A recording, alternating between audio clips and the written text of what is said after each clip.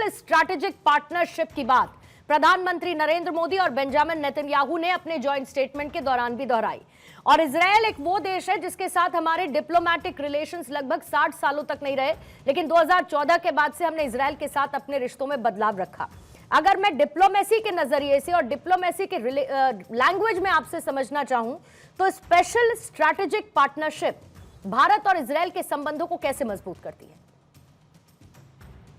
पूर्णिमा जी नमस्कार सभी को, पैनलिस्ट को। देखिए, भारत और इजरायल के संबंध बहुत गहरे हैं। हमारे यहाँ 1992 में राजनीतिक डिप्लोमेटिक संबंध स्थापित हुए थे, लेकिन उसके बाद से गहराइयाँ काफी जल्दी से आगे बढ़ी। आपने देखा होगा कि कारगिल वार में इजरायल ने हमको ऐसी सूचनाएं दी थी जिसकी वजह से हम हमारे जो अटैक थे एनिमी फोर्सेज के ऊपर बड़े प्रिसीजन से हो पाए थे, और उसके बाद से हमारी गहराइयां संबंधों में और बढ़ती चली गई। अभी आप देखिए 5-6 फील्ड जो हैं जिनके अंदर हमारी बहुत ही गहराई से संबंध है। सबसे पहला है आतंकवाद। ये आतंकवाद का मुद्दा प्रधानमंत्री जी ने अपने भाषण में भी दिया है और प्राइम मिनिस्टर नेतन्याहू ने भी इसके ऊपर बातचीत की है। ये एक ऐसा मुद्दा है जो दोनों देश इसके विक्टिम हैं। उधर से हिजबुल्ला, हमास, हुती ये आतंकी अटैक कर रहे हैं इजराइल पे। हमारे यहाँ लश्कर तोयबा जैसे मोहम्मद और जो पाकिस्तान स्पॉन्सर्ड टेररिस्ट हैं वो हमारे यहाँ अटैक कर रहे हैं।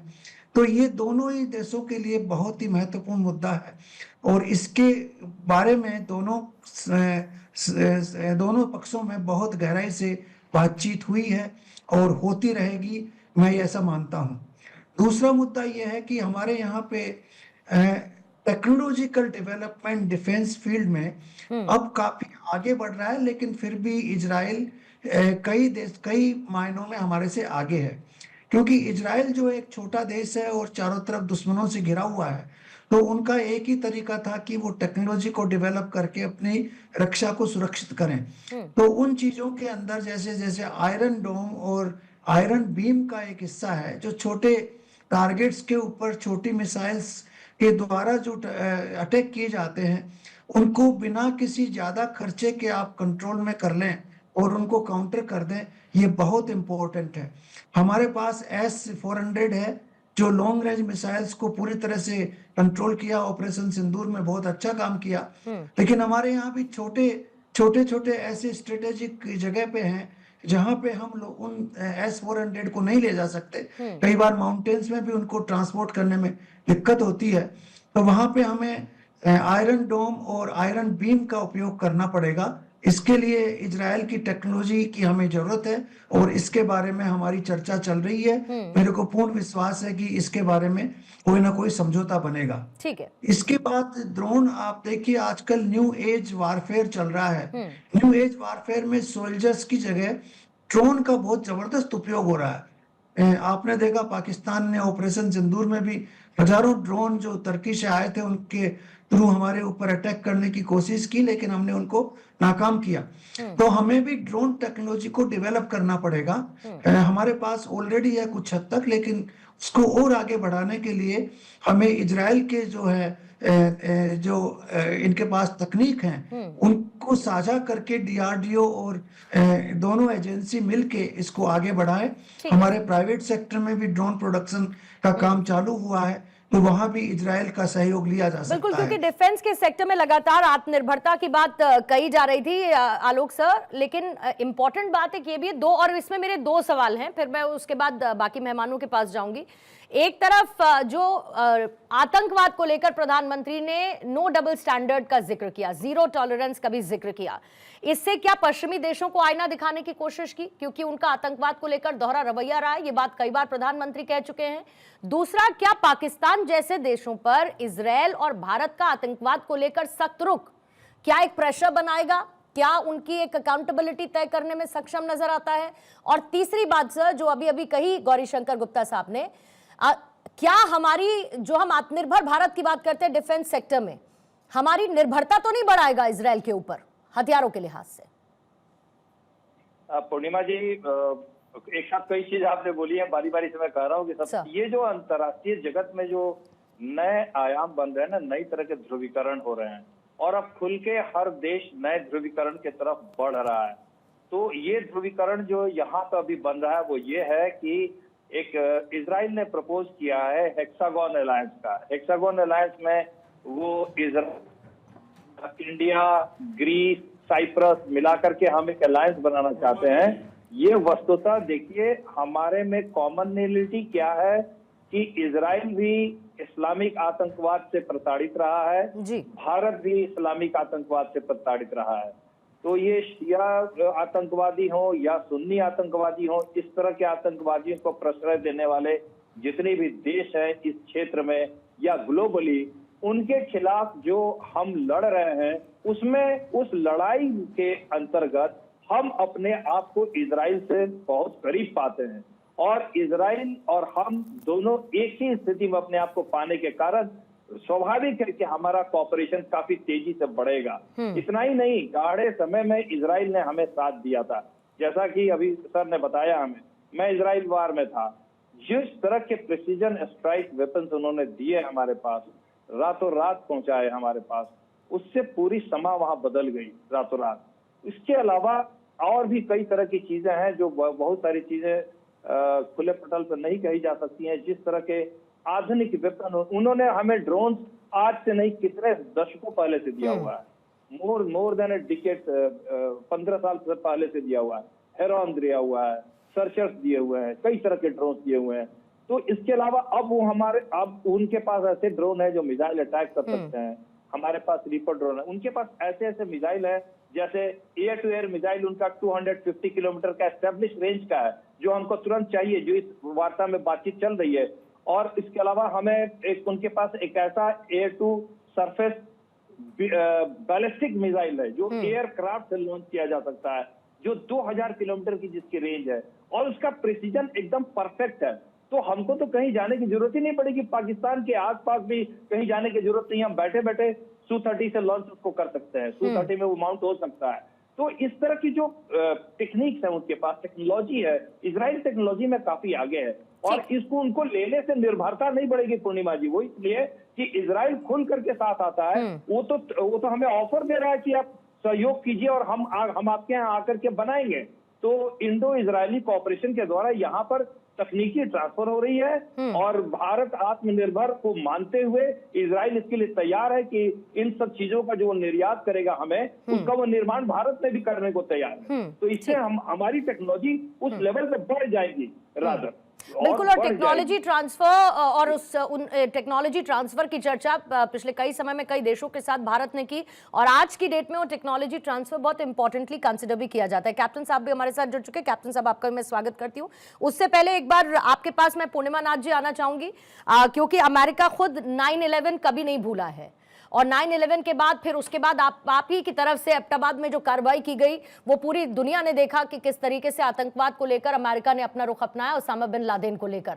लेकिन उसके बावजूद जब प्रधानमंत्री बात करते हैं डबल स्टैंडर्ड की आतंकवाद को लेकर, तो जाहिर बात है कि वो एक नसीहत पश्चिमी देशों के लिए भी नजर आती है और ऐसे बहुत सारे डबल स्टैंडर्ड हमने देखे भी हैं गाहे बगाहे कई मौकों पर एज पर द सूटेबिलिटी। लेकिन अमेरिका इजराइल और भारत के इन संबंधों को फिलहाल कैसे देख रहा है और जो संदेश वहां से निकल कर आया उसको कैसे अमेरिका रीड कर रहा है? Thank you so much for having me. से जय हिंद। पहले तो मैं ये कहूँगी कि मेरा जो ओपिनियन है शायद आपके पैनलिस्ट और आपको या आपके दर्शकों को सूट ना भी हो सकता है, लेकिन मैं बोलूँगी यहाँ पे जो यहाँ पे सिचुएशन चल रहा है आफ्टर अक्टूबर 7th। धीरे धीरे आप कॉलेजेस में देखिए, यहाँ पे पैलेस्टाइन के लिए काफ़ी प्रोटेस्ट हुआ है। इजराइल की जो सपोर्ट हुआ करता था यहाँ पे अमेरिकन लॉबीज में, वहाँ पे धीरे धीरे थोड़ा सा फ्रैक्चर दिखाई दिया है। अभी एक नैरेटिव बनाया गया है कि इजराइल जो है वो लॉबी में इतने सक्षम है अमेरिका अमेरिका में लिटरली बिलियंस ऑफ डॉलर्स यहाँ से जाता है। और ठीक है, October 7 हुआ है, लेकिन at the end of the day Israel भी काफ़ी पैलेस्टीनियंस की लाइफ लिए, इनोसेंट लाइफ्स की लिए, गाजा को फ्लैटन करने का जो एजेंडा था वो सक्षम हो गए। अभी प्रेसिडेंट ट्रंप ने, आप देखेंगे लिटरली बैक एंड फोर्थ वो खेलते रहते हैं। अब उनको समझ नहीं आ रहा है किसको सपोर्ट करना है, किसको सपोर्ट नहीं करना है। तो अनफॉर्चुनेटली अभी गाजा में आप देखेंगे वो जेरेड कुशनर का बोर्ड ऑफ पीस में आप देखेंगे वहाँ पे बड़े बड़े एजेंडा चलाया जाता है, अदर ओशन फ्रंट प्रॉपर्टी बनेंगे या गोल्फ कोर्स बनेंगे, एक्सेट्रा एक्सेट्रा। ये सब पैसे की गेम है। At the end of the day America का एलाई कोई नहीं है। अमेरिका को किसी को एलाई समझते ही नहीं है, वो अपना इंटरेस्ट देखते हैं। अगर आप काउंटर टेररिज्म की बात भी कर लीजिए, that's exactly how it is also. आज आप अगर बोले बिन लादेन को पाकिस्तान में मारा गया था, अब प्रेसिडेंट ट्रंप का टर्म 2 में क्या हुआ, यहाँ पे शहबाज शरीफ हो, आसिफ मुनीर हो, वहाँ पे रेड कार्पेट लगाया गया है। लिटरली सीरिया की एक्स जो आईसिस और अलकायदा जो बैठा हुआ है टॉप मोस्ट पोजीशन में, उनको रेड कार्पेट दिया गया है प्रेसिडेंट ट्रंप की तरफ से। So this is a conflicting message. उनको समझ नहीं आ रहा है कि वो जो कह रहा है वो कैसे इंटरप्रेट हो रही है। लेकिन उनका जो मेजर जो मागा बेस है, उनके लिए फर्क नहीं पड़ता। उनके लिए प्रेसिडेंट ट्रंप जो कर रहे हैं सब सही कर रहे हैं। तो वो बात हो जाती है कि he is a cult leader unfortunately, and he whatever he says is right, and उनके हिसाब से America is the supreme. America कुछ भी कर सकता है, कहीं भी कर सकता है, कभी भी कर सकता है। और हम इतना पावरफुल है, किसी कंट्री का कोई क्षमता ही नहीं है हमारे कंट्री को टक्कर लगाए। ये जो मेंटालिटी है अमेरिका को, वो उस दिशा में धकेल दिया है। आज आप ईरान को बम मार रहे हो, आज वेनेजुएला की लीडर को आप किडनैप करके लेके आ गए हो, आज कल आपने इंडिया को धमकी दे रहे हो रशिया के ऑयल ना खरीदे। ये सब आपको दिखाई दे रहा है because of the fact that America thinks America is the supreme nation. और इनके मिलिट्री माइट को वो कहते हैं ना पूर्णिमा नाथ जी, खुद को खुश रखने के लिए ख्याल अच्छा है गालिब। तो अगर इस तरीके का ख्याल ट्रंप साहब रखते हैं तो रखते रहें। लेकिन आज की वॉशिंगटन पोस्ट की हेडलाइन क्या थी प्रधानमंत्री के इजराइल दौरे पर? देखिए वही तो मैं कह रही हूँ। मैं अब प्रेसिडेंट ट्रंप को बहुत सपोर्ट किया था, 10 साल की सपोर्ट बेस मेरा है।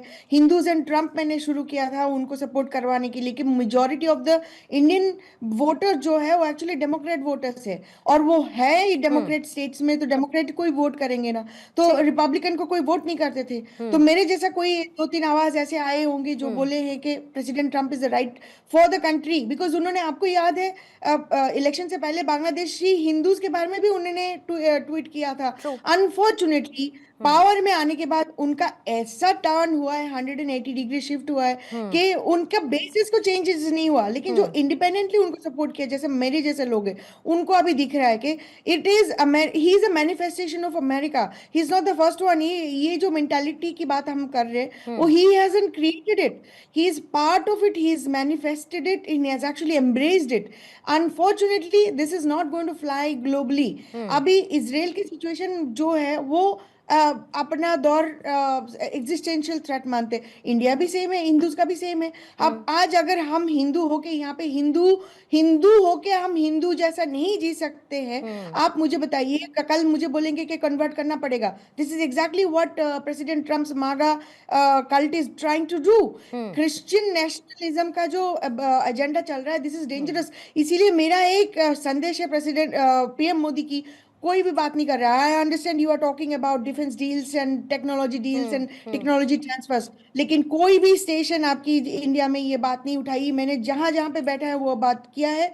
मैं आपको बताती हूँ, आप वहाँ पे बैठे हो, वहाँ पे अच्छा भाषण दिए, बहुत अच्छी बात है। आपका एजेंडा सिविलाइजेशनल है, बहुत अच्छी बात है, लेकिन आप स्वास्तिका को फ्री करवाइए। और इंडियन जूस जो है आज तक जो वहाँ पे शेल्टर लिया है, कोई भी आज तक मुंह खोला नहीं है। हमारे इस हिंदू स्वास्तिका को जब डेकेड से उसको डिमोनाइज करा गया है, उसको टारगेट करा गया है, हिटलर की सिंबल के हिसाब से उसको नोमेनक्लेचर को टैग करके हमारा फेथ को टारगेट किया गया है। एक इंडियन जू हमारे निगाह में नहीं है जो प्रोएक्टिवली हमारे स्वास्तिका को सेव किया है, प्रोटेक्ट किया। आज इजराइल अगर नहीं करेंगे, और वेस्टर्न मीडिया को आप कभी उनको ट्रस्ट ही नहीं कर सकते हो। आप वाशिंगटन पोस्ट छोड़ दो, because they are always anti India, anti Hindus, and वो सपोर्ट नहीं करेंगे। आज मोदी के पास प्लेटफॉर्म है, उनके पास भाषण है, उनके पास माइक है। आप स्वास्तिका को क्लियर करेंगे। आप हमारे घर में अमेरिका में मैं सामने स्वास्तिक नहीं लगा सकती हूँ। और आप जो कह रही हैं वहां से, पूर्णिमा नाथ जी, देखिए यही तो भारत की और यही भारत के लोकतंत्र की खूबसूरती है कि जो वहां से आप कहना चाह रही हैं और उसको हम बड़े खुले दिल से सुन रहे हैं, और इस बात की उम्मीद भी करते हैं कि जो आपका संदेश है वो प्रधानमंत्री तक भी जाए और जो आपके ग्रीवेंसेस हैं वो डोनाल्ड ट्रंप तक भी जाए, क्योंकि आप तो बड़ी पुरानी आवाज हैं, लेकिन ट्रंप आजकल सुनने को और मानने को तैयार नहीं है। Deepti Taneja ji, I use both of your expertise, एक आपके फॉरेन एक्सपर्ट के तौर पर भी और इकोनॉमिस्ट के भी तौर पर, क्योंकि प्रधानमंत्री का ये जो दौरा रहा, इसके आप आर्थिक फायदे ज्यादा देखती हैं या फिर आपको लगता है कि इसके रणनीतिक और राजनीतिक फायदे ज्यादा हैं? मोर प्रिसाइसली रणनीतिक फायदे आप ज्यादा देखती हैं, और इकोनॉमिकली आप भारत के लिए इसे कैसा बूस्टअप देखेंगे? नमस्कार पूर्णिमा जी। देखिए, कभी भी इकोनॉमिक्स और जियोपॉलिटिकल सिचुएशन सेपरेट नहीं होती हैं, बहुत थिन लाइन होती है।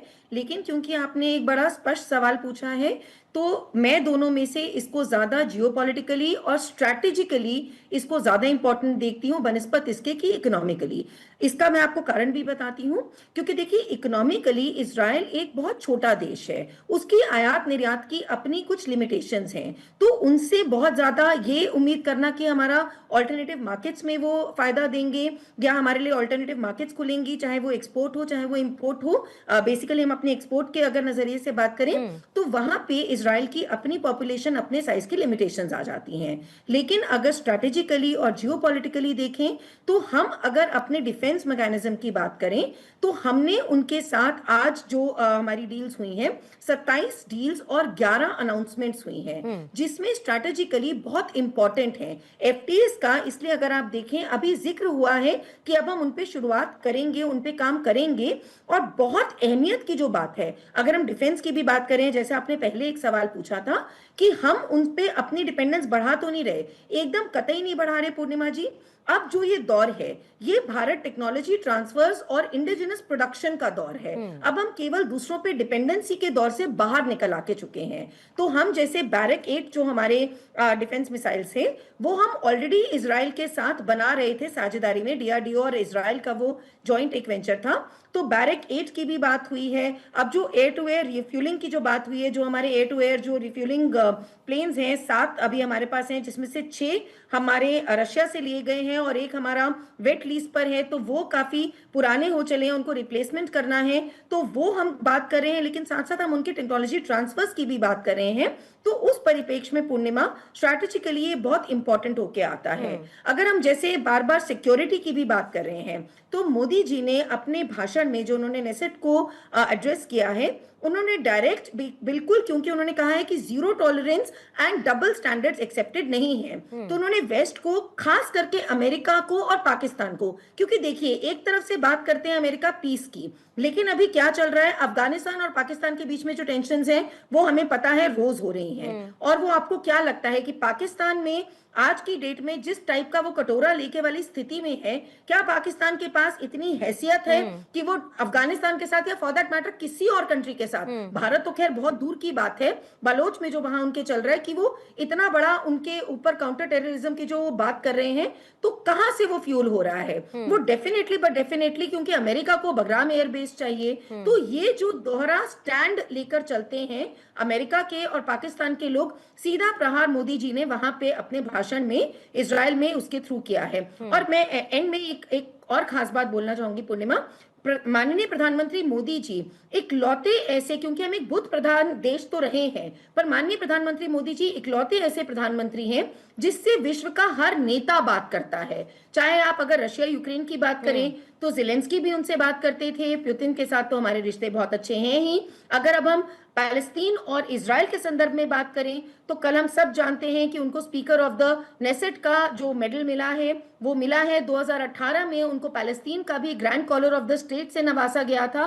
तो ये एक अपने आप में बहुत यूनिक समीकरण है कि नॉन अलाइंड होते हुए भी वो सबके साथ अपना एक जो हम अपनी सॉवरेन ऑटोनॉमी जो बना के चलते हैं, ये बहुत बड़ी खासियत है भारत की कि राष्ट्र प्रथम और अपनी सॉवरेनिटी को कहीं भी नहीं खोते हैं हम। डिपेंडेंसी नहीं, सेल्फ डिपेंडेंट टेक्नोलॉजी ट्रांसफर और मेक इन इंडिया मॉडल पे हम आगे बढ़ रहे हैं। पूर्णिमा जी, कैप्टन आइजिंग साहब, आप कितना इंपॉर्टेंट इसे देखते हैं जब हम अपनी फॉरेन पॉलिसी में और हमारी पॉलिसीज के तहत हम मुद्दों को अलग कर देते हैं, जो हमने पिछले कुछ समय में नहीं किया। वो हमारी बदलती हुई नीति को दिखाता है। जैसे फॉर एग्जाम्पल पैलेस्टीन को लेकर हमारी बहुत क्लैरिटी पहली बार, और खासतौर पर जब कल प्रधानमंत्री ने बार्बरिक एक्ट उसको कोट करते हुए और वो बातें कहीं, फिर उसके साथ इजराइल, फिर तीसरी तरफ लोग कहते हैं कि नहीं नहीं ईरान के साथ भी हमारे संबंध नहीं बढ़ाने चाहिए, खराब नहीं करने चाहिए। लेकिन एक तरीके से कहीं ना कहीं एक बैलेंस अप्रोच आपको दिखती है क्या?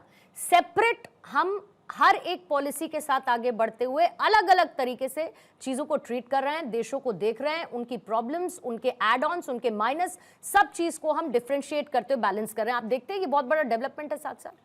बिल्कुल निश्चित तौर पे पूर्णिमा मैं बताना चाहूँगा कि भारत खास करके इस टाइम जो है हमारे देश के प्रधानमंत्री नरेंद्र मोदी जी हैं, तो वो हर बात को बड़े ही बैलेंस करके चल रहा है। आपने देखा होगा जब यूक्रेन और रसिया का युद्ध बहुत मैं कहूँगा कि उफान पर था, तो उस टाइम वो रूस भी गए और यूक्रेन से राष्ट्रपति से भी जाके मिले, तो दोनों को ही बैलेंस किया और किसी के मन में ये नहीं रहा कि हमारे यहाँ आए, यहाँ क्यों गए।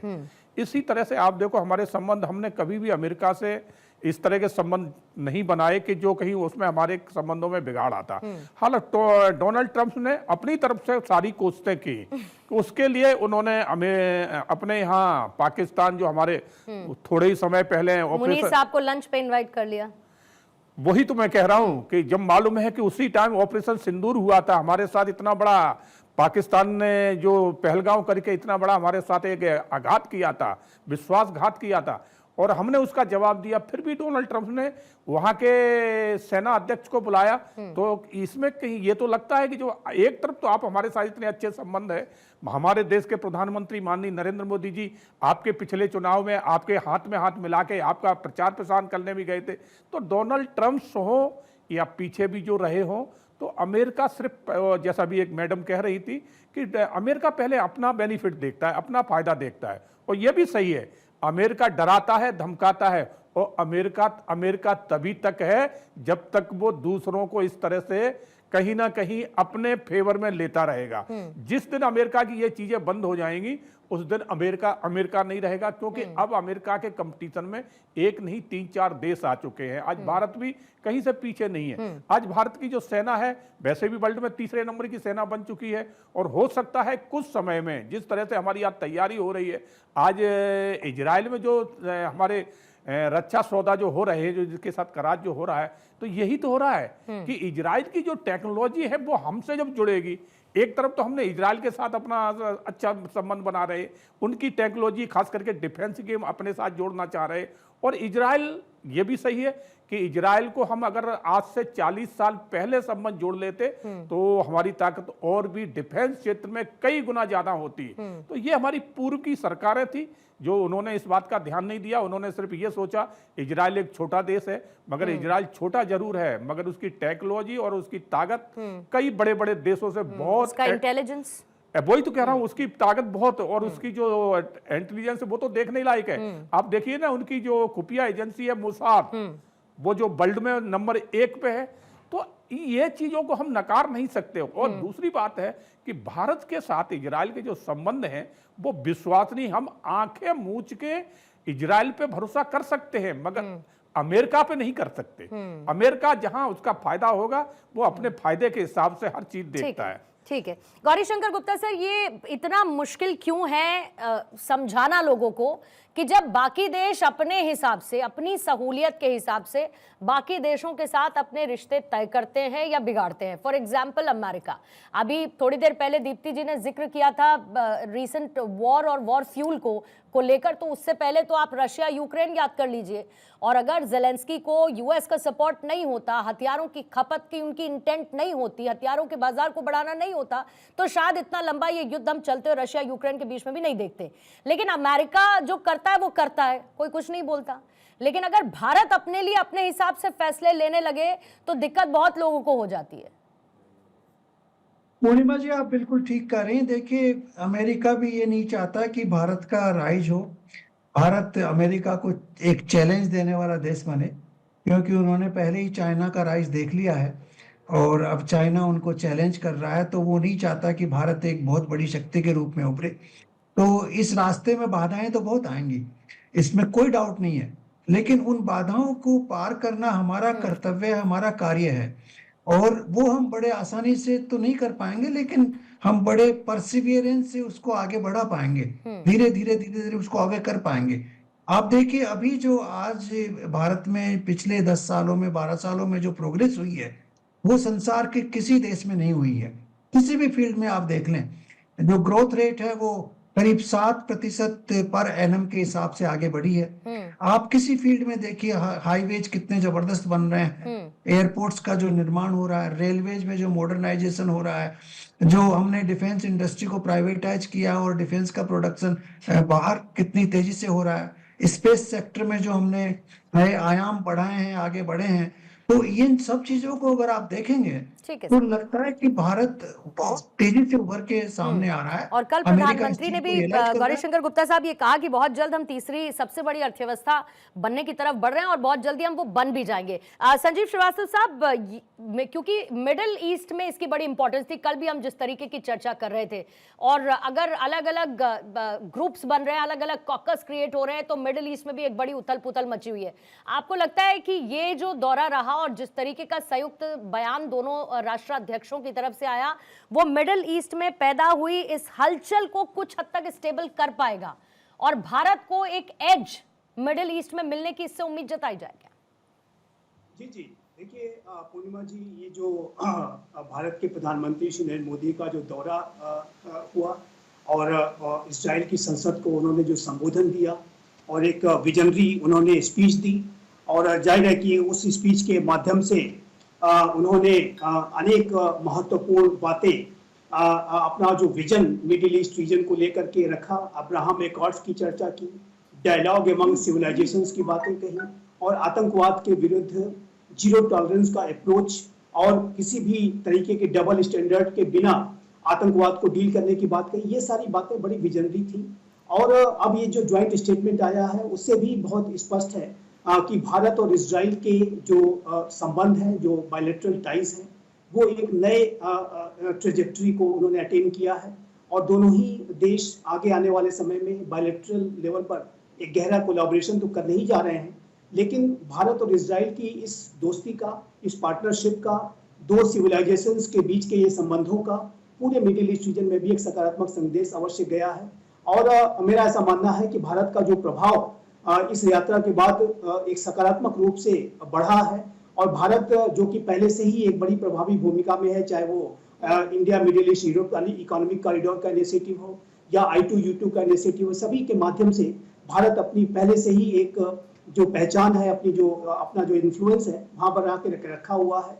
लेकिन अब भारत के प्रधानमंत्री श्री नरेंद्र मोदी के द्वारा जो एक प्रोएक्टिव अप्रोच दिखाया गया है, एक संकट के समय में ये जो यात्रा की गई है, उसका एक बहुत ही सकारात्मक संदेश मेरे असेसमेंट के मुताबिक पूरे मिडिल ईस्ट रीजन में गया है, पूरे विश्व में गया है कि यदि मिडिल ईस्ट रीजन की समस्याओं का समाधान निकालना है तो हमें संवाद का सहारा लेना होगा। अब्राहम एकॉर्ड्स के सेंटिमेंट्स के आधार पर डायलॉग एमंग सिविलाइजेशंस की तरफ बढ़ना होगा, आतंकवाद के प्रति जीरो टॉलरेंस का अप्रोच रखना होगा, यहूदी सभ्यता और संस्कृति का भी सम्मान करना होगा और सभी सभ्यताएं साथ में मिल करके रहें, साथ में अपना उत्थान और विकास करें और एक दूसरे का सम्मान करें और हार्मोनी के साथ रहें। ये सारा जो मैसेज है वो मेरे असेसमेंट के मुताबिक बहुत ही और बहुत अच्छी बात तब नजर आई जब संबोधन हो रहा था नेसेट पे प्रधानमंत्री नरेंद्र मोदी का और उससे पहले बेंजामिन नेतन्याहू का, तो कहीं ना कहीं दोनों देश अपने आप को उस आतंकवाद से जो दर्द मिला दोनों देशों को, उससे वो कनेक्ट कर पा रहे थे और बहुत अच्छे अच्छे जेस्चर्स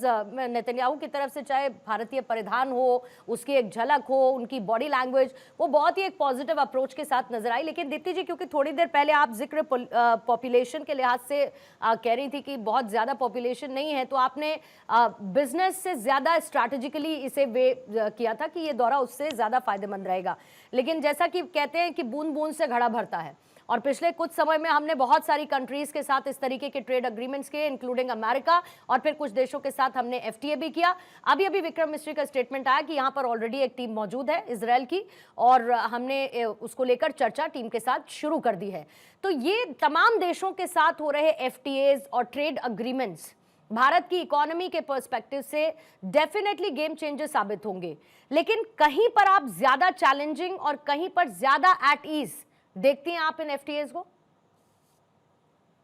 बिल्कुल पूर्णिमा जी, देखिए अभी जब बात हो रही थी कि सर से जब आपने क्वेश्चन पूछा था गुप्ता सर से कि कैसे इसको इस ट्रम्प को क्यों तकलीफ होती है और क्या हो रहा है, वो क्यों रिकॉग्नाइज करने को तैयार नहीं है, मैं वहां से शुरुआत करते हुए आपके क्वेश्चन पे आऊंगी। देखिए, अगर हम इसको जब से ट्रम्प ने अपना ट्रम्प टैरिफ एरा की अगर हम बात करें, तो ट्रम्प ने जब से अपने टैरिफ लगाने शुरू किए, जो उनकी अब सुप्रीम कोर्ट ने उसको अवैध करार कर दिया है, तो सबसे ज्यादा पूरे विश्व में सबसे ज्यादा टैरिफ्स थे भारत के ऊपर। 50% के टैरिफ्स लगाए गए थे, क्योंकि ये लग रहा था कि जैसे साम दाम दंड भेद जिसको कहते हैं, कि डरा के धमका के मैं किसी तरीके से भारत को या मोदी जी को अपने टर्म्स पे, अपने इशारों पे चलवाने की कोशिश करूंगा। ये पूरा का पूरा ट्रम्प का मंसूबा था। लेकिन हमने बिल्कुल दिखा दिया कि नहीं, हम अपनी सॉवरेन ऑटोनॉमी नहीं छोड़ते हैं। हमको जहां से राष्ट्रहित 140 करोड़ की आबादी को जहां से फायदा होता है, हम वहां से तेल लेते हैं। अब जैसे सऊदी ने हमें अब सस्ते दामों पे देना शुरू किया है, तो हम अपनी स्ट्रैटेजिक ऑटोनॉमी बना के रखते हैं। हम बिल्कुल उनसे डरे नहीं। तो ऐसे देश से क्यों खतरा नहीं होगा, ऐसे नेता से क्यों ट्रम्प को खतरा नहीं होगा, जो ट्रम्प की आंख में आंख मिलाकर, लोग हमारे यहाँ ऑपोजिशन में अनफॉर्चुनेटली बहुत कहते हैं कि जवाबी कार्रवाई नहीं की, जवाबी कार्रवाई नहीं की। हर चीज की जवाबी कार्रवाई जवाब देकर नहीं होती है। Action speak louder than words, और जो माननीय प्रधानमंत्री मोदी जी बार बार अपने एक्शन से दिखाते जा रहे हैं। जब से उनकी सुप्रीम कोर्ट की जजमेंट आई है, आप भी जानती हैं, हम भी जानते हैं कि जो हमारी ट्रेड वहां पे एक वार्तालाप होने जा रही थी परसों, हमने अभी उस नेगोशिएशन को डेफर कर दिया है, जिसके चलते अपने सोटू में कल जब बहुत बड़ी उन्होंने जब अपनी 1.25 घंटे की स्पीच दी, तो ट्रम्प ने सीधा सीधा, हालांकि उन्होंने नाम नहीं लिया है भारत और ईयू का, लेकिन उन्होंने भारत को ही इशारा करते हुए कहा है कि डोंट प्ले गेम्स, कि मेरे साथ आप गेम्स खेलने की कोशिश मत कीजिए, जो डील थी उसी पे रहने दीजिए। क्योंकि वो भी समझ रहे हैं कि अब भारत झुकता नहीं है, भारत इक्वल प्लेयर की तरह खेलता है। और डेफिनेटली ट्रम्प को लगता है ना कि गेम खेलने की मोनोपोली तो उन्हीं की है। फिर अगर फॉर दैट मैटर अगर गेम खेला भी जा रहा है, तो ट्रम्प को लगता है कि मोनोपोली उन्हीं के पास है ऐसा करने की। तो फेयर मीन से खेलें, फेयर मीन से खेलें। अनफेयर मीन से खेलेंगे तो भारत ना तो झुकता है ना डरता है। ये नया भारत है। अनफेयर मीन्स के साथ खेलते खेलते वो अपनी मोनोपोली बनाना जानता है। जिसमें आपके सवाल पे आती हूँ पूर्णिमा जी की, बिल्कुल बूंद बूंद से घड़ा भरता है। 5.5% ऑल्टरनेटिव मार्केट्स हम खोल चुके हैं, जिसमें चाइना, वियतनाम, थाईलैंड जैसे देशों से 60% हमने अपना मेरीन ट्रेड शुरू कर दिया है। इजराइल के संदर्भ में भी अगर हम देखते हैं तो डेफिनेटली हमारा उनके साथ भी ऑल्टरनेटिव मार्केट्स, हालांकि बहुत बड़ी नहीं होंगी लेकिन वो खुलती हैं। खास करके एग्रीकल्चर में जो हम उनकी वाटर मैनेजमेंट टेक्नोलॉजी की जो बात कर रहे हैं, कि वो कैसे एक सूखा देश होने के बावजूद बहुत अच्छा अपने वाटर मैनेजमेंट को कर रहा है, तो उस टेक्नोलॉजी ट्रांसफर की जो हम बात कर रहे हैं, तो ओवरऑल भारत अब उस लेवल प्लेइंग फील्ड पे आके खेलता है कि मेरे देश को जहां से फायदा होगा मैं वहां खेलूंगा, मैं उसके साथ समझौते करूंगा, मैं किसी के दबाव में आके काम नहीं करूंगा, अपनी पिच खुद तैयार करूंगा।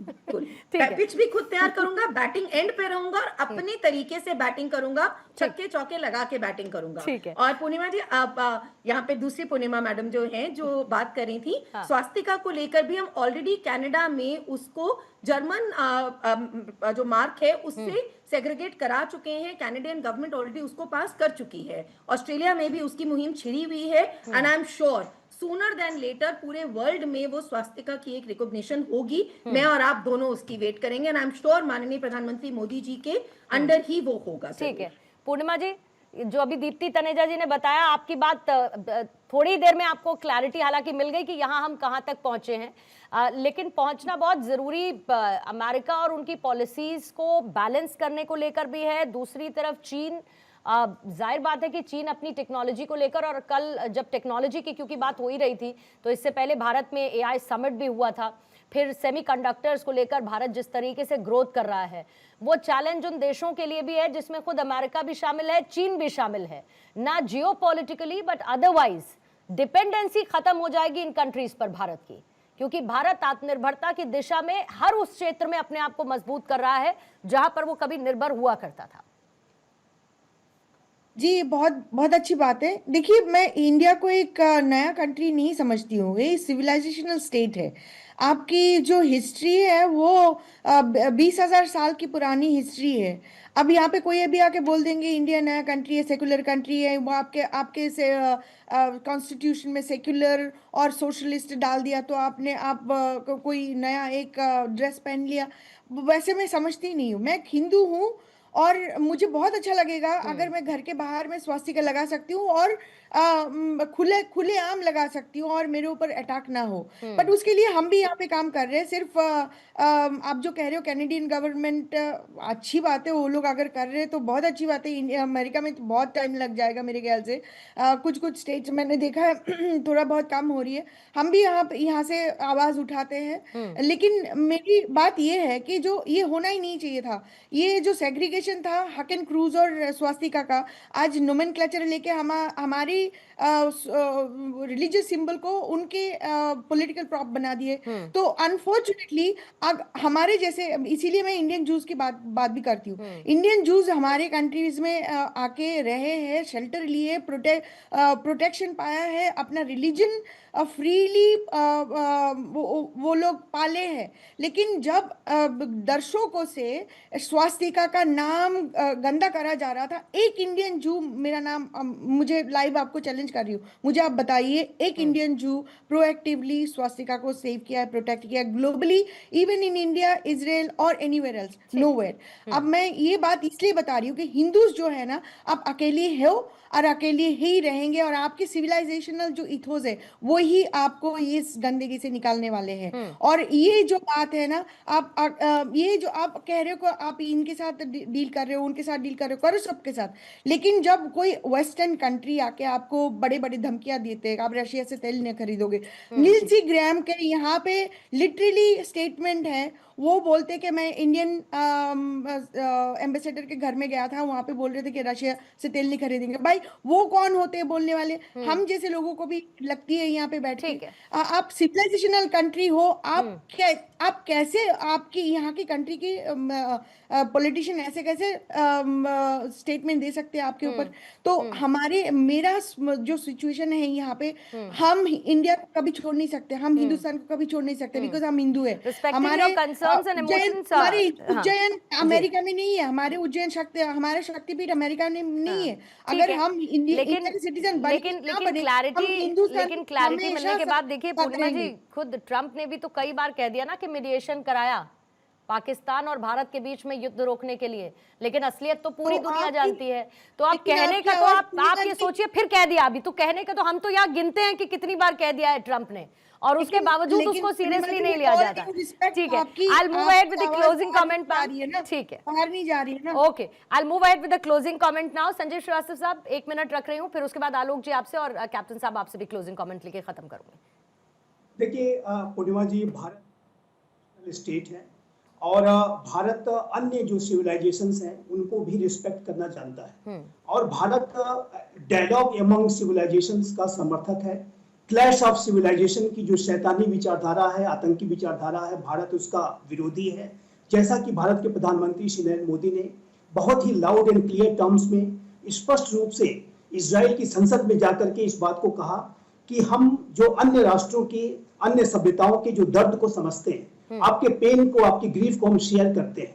और ये जो बयान था और जिस तरीके से उन्होंने अब्राहम एकॉर्ड्स की चर्चा की, आतंकवाद के खिलाफ सख्त स्टैंड दिखाया, वो इस नए भारत के अप्रोच को दिखाता है। और मैं यहाँ पर अंत में स्वामी विवेकानंद को याद करना चाहूंगा। स्वामी विवेकानंद ने शिकागो की धर्म संसद में यूनाइटेड स्टेट्स ऑफ अमेरिका में जाकर के डायलॉग अमंग सिविलाइजेशंस की बात कही थी, और उसी तरीके की बात, उसी तरीके का विजडम कल भारत के प्रधानमंत्री श्री नरेंद्र मोदी ने इजराइल की संसद में दिखाया है, और मैं इसका बहुत सम्मान करता हूं। और हिंदू सभ्यता और संस्कृति का जो उत्थान और गौरव स्थापित जरूर होगा, ऐसा मेरा ओके विश्वास है। Sir, okay sir. Alok Sai साहब, आपका क्लोजिंग कमेंट। देखिए, विश्व राजनीति में अपने सामरिक स्वार्थ को देखते हुए हर देश अपने अलायंस ढूंढता है और बनाता है, और देश का स्वार्थ पहले आता है।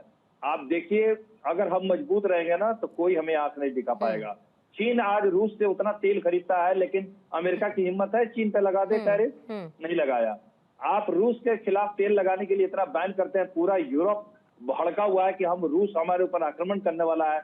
यही हंगरी और स्लोवाकिया वहां से तेल खरीदते हैं, और भी कई देश अभी तेल खरीद रहे हैं, अभी भी रूस के तेल पर निर्भर रह रहे हैं। तो ये सब कहने की बातें हैं। हर देश अपना स्वार्थ देखता है, और उस स्वार्थ को देख के अभी हमें भारत को स्टॉप गैप अरेंजमेंट में ये जो स्काई स्टिंग जो मिसाइल है वो चाहिए, ओके सर। गोल्डन हॉरिजॉन चाहिए, और जो इनका जो आयरन बीम है जो 30 किलोवाट का है, हमारे पास भी आयरन बीम टेक्नोलॉजी है, बट वो 30 किलोवाट की है ठीक है सिर्फ। सर। इनके पास 300 किलोवाट की है। तो ओके। ये सब चीजें हमें इजराइल से चाहिए। हम इजराइल के साथ बिल्कुल, और भारत अपनी जरूरतों के हिसाब से फैसले भी लेगा। एक बात छोटी सी बात पूर्णिमा जी, ये जो स्वास्तिका की बात इतनी हो रही है, स्वास्तिका को अगर कोई यहूदी नहीं मानता है तो वो इसलिए नहीं मानता है कि वो हमारे धर्म से घृणा करता है।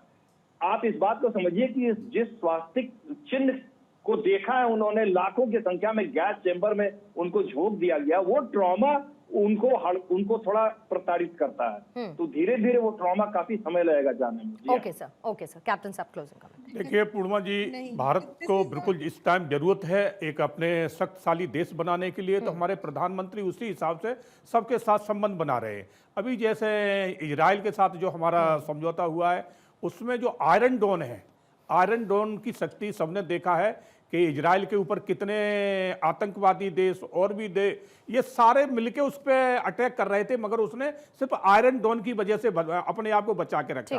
तो हमें भी जरूरत है कि हमारे पड़ोस में जो दो देश हैं उनसे हमें कभी ये ना सोचे कि हमें खतरा नहीं, खतरा हरदम रहता है। तो आयरन डोन की जो शक्ति हमें इजराइल की तरफ से मिल रही है, हमारा जो साथ दे रहा है, वो हमारे लिए बहुत ही एक बड़ी बात है, जिससे अपने देश को सेव कर रखेंगे। और मेन बात मैं दो शब्द और कहना चाहूंगा कि प्रधानमंत्री इस बात के लिए बहुत समझदार है, नरेंद्र मोदी जी, कि वो हर किसी के साथ संबंध बैलेंस करके चल रहे हैं। ये नहीं है कि उसके साथ हमारी बन रही है और उससे नहीं बन रही, वो सबको लेके चल रहे हैं। वो देख रहे हैं जहां हमारे देश का हित कहां पर सही है, सटीक है, उसके साथ संबंध। इजराइल के साथ मजबूत होते संबंध न सिर्फ कूटनीतिक बल्कि रणनीतिक लिहाज से भी एक स्ट्रॉन्गर मैसेजिंग करते हुए भी नजर आ रहे हैं, जो भारत देश के लिए भी अच्छा है और खुद इजराइल के लिए भी।